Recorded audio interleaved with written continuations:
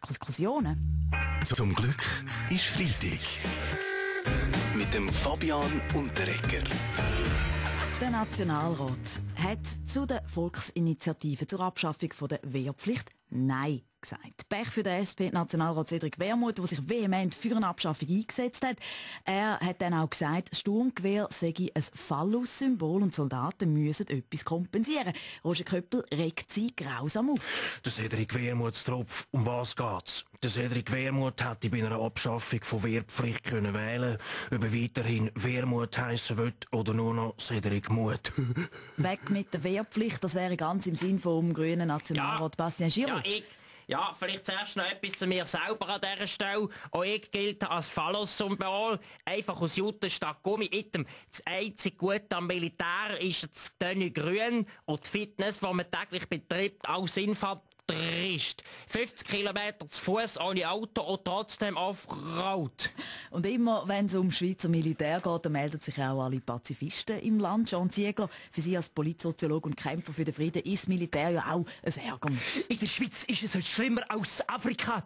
Während nämlich auf dem schwarzen Kontinent nur gerade jedes dritte Kind für Sklavenarbeit missbraucht oder als Kindersoldat ausgebildet wird, muss in der Schweiz jeder junge Bursch sich stellen. Ein Skandal sondergleichen und die UNO schaut untätig zu. Danke vielmals, John Ziegler. Wie weiter mit der Wehrpflicht? Das ist die Frage. Nationalrat Christoph Mörgeli. Absolut. Die Bürgerlichen, die haben sich ja vehement gegen eine Abschaffung gewehrt und sind durchgekommen. Ja, auf keinen Fall abschaffen, die Wehrpflicht. Die Schweizer Armee hat ja noch niemandem geschadet, gell Sie? Weil ja niemand nie zum Einsatz kommt, verstehen Sie?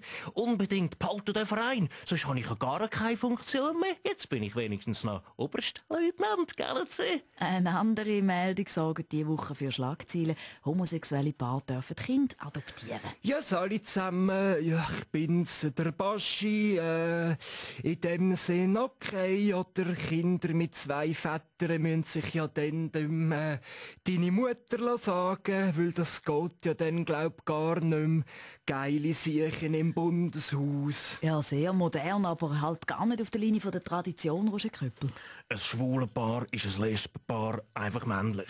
Tatsache ist, mir soll die neue Regelung recht sein. Die SVP ist ja auch sehr eine männlich dominierte Organisation.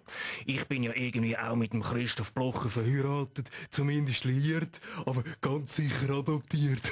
Das sind jetzt eher überraschende Töne. Weltwochenchef Köppel habe ich von Ihnen weniger erwartet, gebe es zu. Ich hätte jetzt eher gedacht, Sie sagen so ablehnend wie der Ex-Mr. Schweiz, der Renzo Blumenthal. Ablehnen?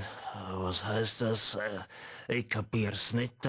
Wieso sollen die Homopaar Kinder adoptieren? Die sollen's doch zuerst mal mit Sex probieren. Das ist doch der beste Teil beim Kinderkriegen. Ratata. Zum Glück ist Freitag. Mit dem Fabian Unterreger.